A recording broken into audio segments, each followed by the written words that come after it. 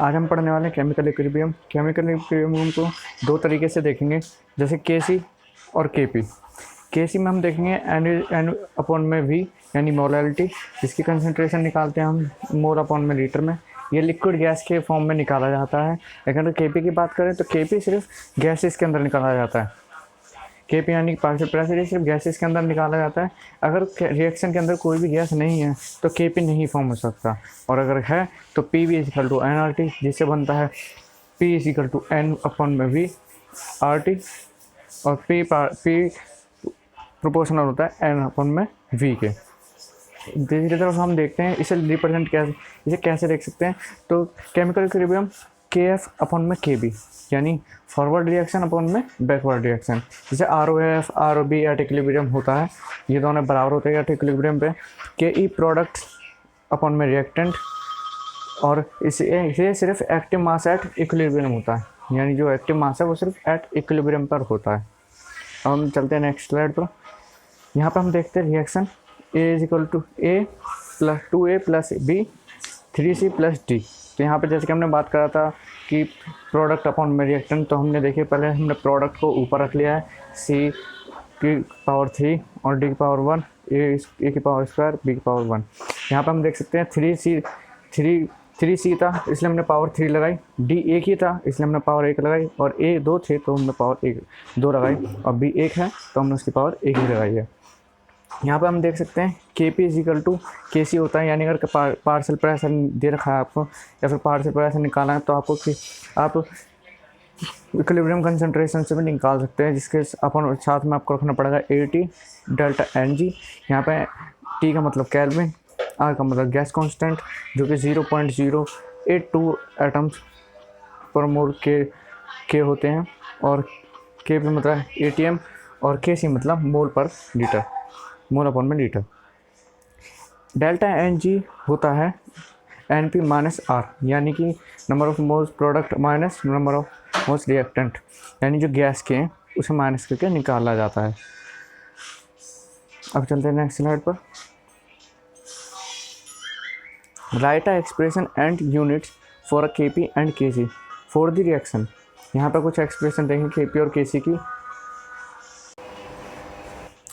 अब देखते हैं एक रिएक्शन, यहाँ पे H2 लीटर में है, उसमें लिक्विड में है, और दूसरे हिसाब से H2 गैस में। यहाँ पे K C equal to H2O की पावर 1 लेंगे क्योंकि यहाँ पर H2O एक ही है गैस का, और इसके अपॉन में कुछ इसलिए नहीं लेंगे क्योंकि दूसरा लिक्विड है, क्योंकि उस लिक्विड के साथ होना चाहिए, तो जो कि नहीं है, तो मोल अपॉन में लीटर वो लिक्विड, और इसकी पावर 1 माइनस 0 क्योंकि यहाँ पे H2O एक है और दूसरे एंड में कुछ नहीं है तो 0 माइनस कर देंगे। Kp अगर Kp निकालना चाहे तो P H2O पावर 1 क्योंकि एक ही एटम है गैस उसका गैस का, और ATM 1 माइनस 0 क्योंकि दूसरी साइड पर कुछ नहीं है। नोट करिएगा the of a liquid which gas equilibrium is taken unit 1, यानी जो इक्विलिब्रियम गैस की इक्विलिब्रियम वो एक ही होगी और एक कांस्टेंट रहती है। सॉलिड के अंदर यही चीज़ एक होती, सॉलिड के अंदर हमेशा एक रहेगी, लिक्विड के साथ गैस होनी चाहिए तब एक रहेगी, और वाटर के साथ जब सोल्यूशन एक्वा सोल्यूशन होगा तब ये एक होगी। यहाँ पे दूसरी रिएक्शन भी देख सकते हैं Cu प्लस 2G प्लस दूसरी साइड पर Cu प्लस 2Ag, इससे फॉर्मेशन में लाएंगे उसकी इक्वेशन की में। तो Cu यहाँ क्यों एक्वा सोल्यूशन है तो हमने एक्वा सोल्यूशन ले लिया है, और दूसरी साइड पर कोई सोल्यूशन Ag है तो अपॉन में हमने वो ले लिया है, Ag वहाँ पर 2 है तो हमने उसकी पावर 2 लिया है, Cu 1 था तो उसकी पावर 1 लिया है, तो मोल अपॉन में लिक्विड पावर -1 अपॉन में 2। ठीक है, तो Kp नॉट डिफाइंड, यहाँ पे Kp डिफाइंड ही नहीं होगा। चलते हैं नेक्स्ट स्लाइड पे। अब हम देखेंगे relation between Kp and Kc। तो Kp यहाँ पे इज इक्वल टू, जैसे हमने बताया था, Kc RT ब्रैकेट में डेल्टा एन जी होता है, तो 2a plus 3b plus 2c react करेगा बनाएगा d प्लस ई। तो यहाँ पर देखिए ज़्यादातर चीज़ें गैस है, और 3b और 2c सॉलिड और लिक्विड है। अच्छा, अब हम देखते हैं एन को हम यहाँ पे c मानेंगे, Kc is equal to D E क्योंकि हम प्रोडक्ट पहले लेते हैं, इधर की साइड a आएगा क्योंकि गैस इधर की साइड सिर्फ यही है।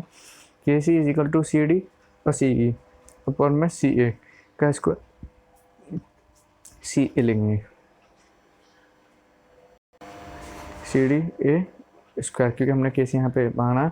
और दूसरी साइड पर हम इस तरीके से निकाल सकते हैं, दूसरा में के पी को पी डी ब्रैकेट में पी ई पावर एक दोनों की अपॉन में पी ए की पावर 2। यहाँ K P is equal to C D R T C E R T upon में सी ए आर टी की पावर 2।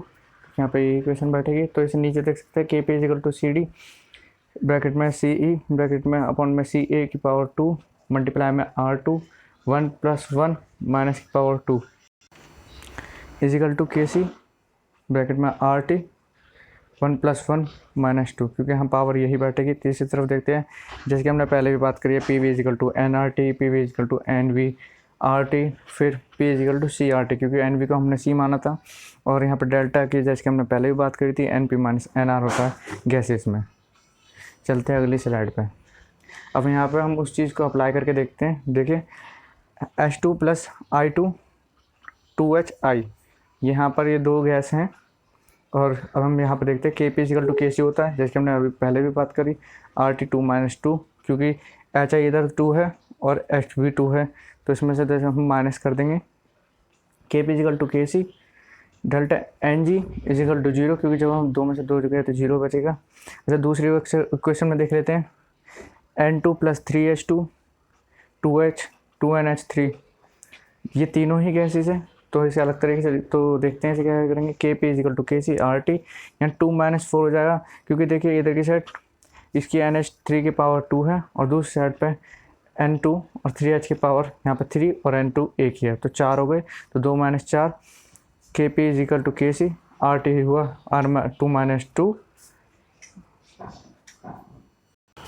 सॉरी वो यहाँ पर 2 - 2 नहीं, यहाँ पे सिर्फ 2 ही बचेगा, 4 में से 2 गए तो 2 ही बचेगा। अब चलते हैं अगली स्लाइड पे। अब पढ़ेंगे रिलेशन बिटवीन के पी सी, जो कि हम पढ़ ही रहे हैं। तो यहाँ पे करते हैं क्वेश्चन जेई 2004 का, जेई मेंस 2014 का। SO2 गैस है और हाफ है O2 गैस, और दूसरी साइड पे है SO3 गैस में।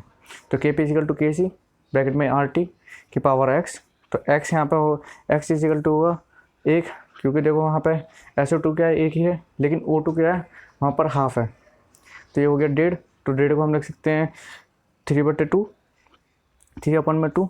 जब 3/2 माइनस करेंगे 1 से, क्योंकि SO3 right hand side product जो है हमारा वो 1 था, तो माइनस करके बचेगा हाफ। तो यहाँ पर ऑप्शन में देखें तो हमारा आंसर होगा C इज हाफ। अब चलते हैं अगली स्लाइड पर, रिलेशन बिटवीन में ही अब हम क्वेश्चन करेंगे IIT 2000 का। N2 + 3H2 प्रोडक्ट हमारा 2NH3। अब यहाँ देखेंगे हमारी के पी है 1.44 मल्टीप्लाई में 10 की पावर -5 एट 500 डिग्री।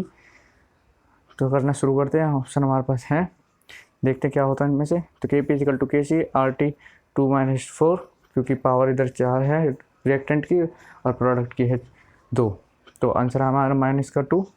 तो के P is equal to K C bracket में आर टी -2, के सी हुआ फिर इज इक्वल टू के पी अपॉन में आर टी स्क्वायर, क्योंकि हमें के पी दे रखा है। तो के पी की हमने के सी इज इक्वल टू के सी की वैल्यू रखी 1.44 मल्टीप्लाई में 10 की पावर -5 अपॉन में रखा हमने, क्योंकि आर टी हमने पढ़ा था कि आर कांस्टेंट होता है 0.082 मल्टीप्लाई में 73773, क्योंकि हमने सेल्सियस को केल्विन में कन्वर्ट कर दिया है, क्योंकि हमने पढ़ा था कि ये केल्विन में निकाला जाता है हमेशा, केल्विन की power square.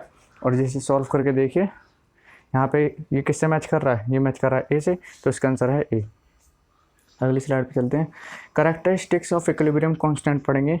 It depends upon first पहला mode of representation of the reaction. ये mode of representation of the reaction के पकड़ेंगे, A + B C आएगा, और C को जब हम पलट देंगे रिएक्शन को तो C क्या हो जाएगा, C रिएक्टेंट बन जाएगा और बन जाएगा A + B। इसके कह सकते हैं हम ऊपर वाली फॉरवर्ड रिएक्शन और इधर वाली बैकवर्ड रिएक्शन है। तो फॉरवर्ड में हमारा K और बैकवर्ड में हमारा 1/K। तो हम इसे लिखेंगे कैसे, K is equal to C upon में A और B। अब चलते दूसरे पे B पे, N2 + O2 2NO, ये हुआ K। जब हमने देखा कि हमने 2NO 2N2 2O2 दूसरी साइड पर है NO, तो इक्विलिब्रियम हुआ k की पावर 2, क्योंकि यहाँ पे हमने देखे पूरे रिएक्शन को 2 से मल्टीप्लाई कर दिया है। N2 भी 2 से मल्टीप्लाई, O2 भी 2 से मल्टीप्लाई और 2N भी 2 से मल्टीप्लाई हुआ, जिससे बना वो 4। यहाँ पे देख लेते हैं 2SO2 लिखा है प्लस O2, दूसरी साइड पर 2SO3 K SO2 plus half O2 SO3। हमने यहाँ रिएक्शन पलट दी, ठीक है।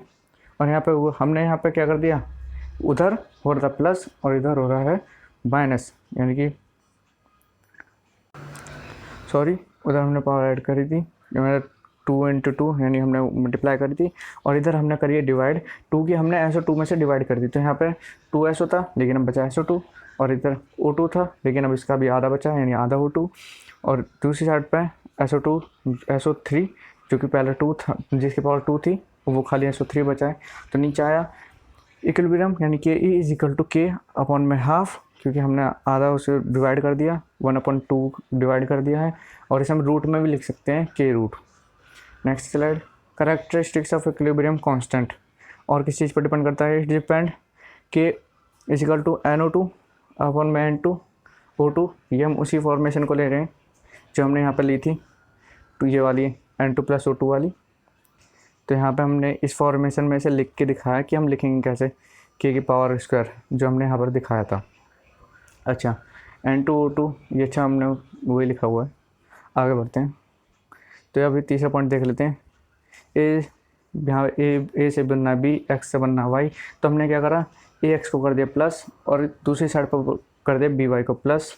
तो इससे क्या हुआ, K1 = K2 यानी BA/YX, और इधर बना KE = K1 K2 यानी ये आ गए मल्टीप्लाई में। और इसका नीचे फॉर्मेशन में आपने देखा ही है, B/Y/A/X = K1 K2, ठीक है। यानी कि जब हम प्लस करेंगे तो ये होंगे मल्टीप्लाई। और अभी हम देखते हैं M = N/1 और यहाँ P से बना Q जो कि हमने लिया K2। तो यहाँ पर हो जाएगा, यहाँ हो रहा माइनस, जब M और P में माइनस करेंगे तो बनेगा K1/K2, यानी माइनस करेंगे। एक मिनट, हम स्लाइड में आगे पहुँच गए। हाँ, तो ये माइनस करने पर हो जाएगा डिवाइड और प्लस करने पर जाएगा मल्टीप्लाई। अच्छा, अब हम देखते हैं और करेक्टरिस्टिक्स। H2 + I2 2HI, ये तीनों ही गैस हैं। K49 है, तो अब देखते हैं इसका क्या होगा। यहाँ पर लिखा है HI half H2 half I2, यानी कि इसमें साफ पता लग रहा है कि हमारी रिएक्शन डिवाइड हो गई है। तो कि 1/49, पहले बात तो 49, यहाँ पे K49 ऊपर वाले रिएक्शन का, तो हमने रिएक्शन पलट दी, जिसके कारण ये हो गया 1/49, ठीक है। रिएक्शन आधे से डिवाइड है, ठीक है, यानी 2 से डिवाइड है तो 1/2। अब जब हम इसे फॉर्मेशन को खोलेंगे तो हमारा आएगा 1/7, और यही आंसर हमारा ठीक है। अब और किस चीज़ पर डिपेंड करता है, ये टेम्परेचर पर भी डिपेंड करता है। KE = constant for a given reaction at a given temperature। Equation देखिए, log 10 K2/K1 bracket = ΔH/2.303 R।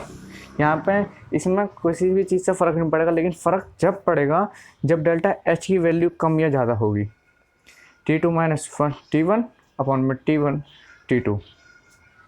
तो इधर भी देख लेते हैं, K2 = K2 बराबर होता है T2 के, K1 बराबर होता है T1 के। K2 जब बड़ा होगा और T1 जब छोटा होगा तो ΔH = enthalpy of reaction heat. ΔH होता है हीट के एंथैल्पी ऑफ रिएक्शन के। आगे देखते हैं, तो यहाँ पे देख लेते हैं पहला, ΔH = 0, log 10 K2/K1 = 0।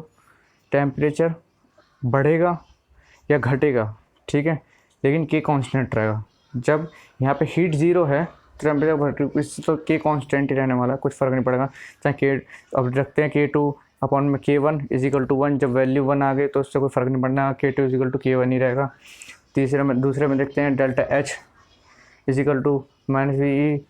ΔH छोटा है, 0 से एक्सोथर्मिक रिएक्शन है, log 10 K2/K1।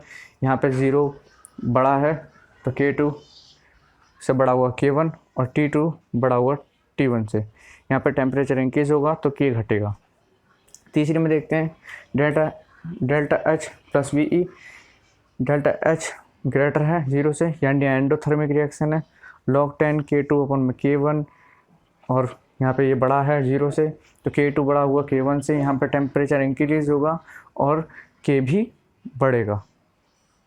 और एक बात ध्यान देने वाली ये है, रिएक्शन के अंदर, इक्विलिब्रियम के अंदर, जब रिएक्शन के अंदर टेम्परेचर जिधर की साइड बढ़ेगा, ठीक है, तो दूसरी साइड पे वो शिफ्ट हो जाएगा प्रेशर, मतलब जो है वो रिएक्शन दूसरी साइड पर जाएगी। मान लो प्रोडक्ट की साइड अगर हीट ज़्यादा है तो वो रिएक्शन बाद में बैकवर्ड बन जाएगी। तो ये फ़र्क पड़ सकता है, ये फ़र्क पड़ता है अगर क्वेश्चन आता है कि फॉरवर्ड रिएक्शन है और इसे बताओ कौन से कारण है जिससे बैकवर्ड हो सकती है, तो और उसमें लिखा हुआ है प्रोडक्ट की साइड टेम्परेचर दे रखा है, तो मैं हीट दे रखी है ज़्यादा, तो इसका मतलब सीधी सी बात है वो बैकवर्ड रिएक्शन हो जाएगी आराम से, कोई दिक्कत नहीं होगी। और अगर हम प्रेशर लो कर देंगे तो अभी वो बैकवर्ड रिएक्शन हो जाएगी। चलते हैं अगली स्लाइड पे। H2 प्लस I2 2HI, यहाँ पे हमें ग्राम में दे दिए हैं मोल, ठीक है, और हमें निकालने के लिए बोला गया है। तो मास अपन में मोलर मास होता है, नंबर ऑफ मोल्स निकालने का तरीका, ठीक है। तो यहाँ पे रख देते हैं दोनों की वैल्यू 0.2 अपन में 2, 2.54, 2.54, 2.56, 12800। यहाँ पे हमने I का मास रख दिया और I2 का भी, ठीक है। फिर हम इधर जाते हैं KCHI की पावर 2, H2 की पावर 1, I2 की पावर 1, 0.20 का स्क्वायर, 0.01 यहाँ पे हमने रखा, ठीक है। तो हमारी वैल्यू है अभी, और हमने ये वैल्यू प्राप्त कैसे करी, ये करी NV = 0.1 अपॉन में 1 लीटर, और 0.01 अपॉन में 1 लीटर, 0.02 अपॉन में 1 लीटर। KC = हमने फिर ये क्वेश्चन में रखे, आंसर हमारा 4 अपॉन में 10 = 4, 0.4। देखिए यहाँ पे 0.4 आ गया। और अब हमने ये जो ऊपर अभी हमने जो पढ़ा था KCHI की, हमने जो वैल्यू रख दी थी 0.20 अपॉन में 0.1, इससे हमारा निकला है RT। अब RT की में इसकी वैल्यू पुट करेंगे, और यहाँ पर देखो KP = KC RT delta N0 NG, यहाँ पे पावर 2 - 2 हो गई 0, तो KP = KC, RT 0 हो चुकी है, तो RT का कोई मतलब नहीं रहा, तो KP = KC हो चुका है, और KC हमारा कितना था 0.4, तो यहाँ पर आंसर आ गया हमारा 0.4। दूसरे में H2 ग्राम I2 2HI 49 2x square 3 - x, sorry इसके बारे में अभी देखेंगे, पहले देख लेते हैं। H2 हमने 3 लिया, I2 हमारा 3 हो गया, HI हमारा 0 हो गया, ठीक है। क्वेश्चन में हमारे मतलब मेन इतना ही देखा था। अब 3 - x ले लेते हैं, यहाँ पर 3 - x और 2 - x, ठीक है। तो 3 - x अपॉन में 10, 3 - x अपॉन में 10 हम, और 2x अपॉन में 10। NV = KC, HI में HI की पावर 2, H2 की पावर 1 और I2 की पावर 1 = 2x अपॉन में 10 की पावर 2 अपॉन में 3x अपॉन में 10 पावर 1, 3x अपॉन में 10 पावर 1, और हमारा आंसर है 49 2x स्क्वायर 3 - x स्क्वायर। 49 को 2x स्क्वायर अपॉन में 3x रखेंगे, आंसर हमारा 7 = 2x 3x, 21 7x - 7x = 2x, 21 = 9x। फिर x की फॉर्म निकाल लेते हैं, x = 21 अपॉन में 9, x = 7 अपॉन में 3, और x = 2.33, और 2.33 का अभी हम करेंगे वैल्यू पुट करेंगे दोबारा से, और 2.33 को ऊपर ले जाएंगे, यहाँ जहाँ पर सर्कल लगा रखा है 3 - x का, उसे 3 में से माइनस कर देंगे, और हमारा आंसर आएगा 0.66। और ये हमारा आज का लेक्चर ख़त्म होता है।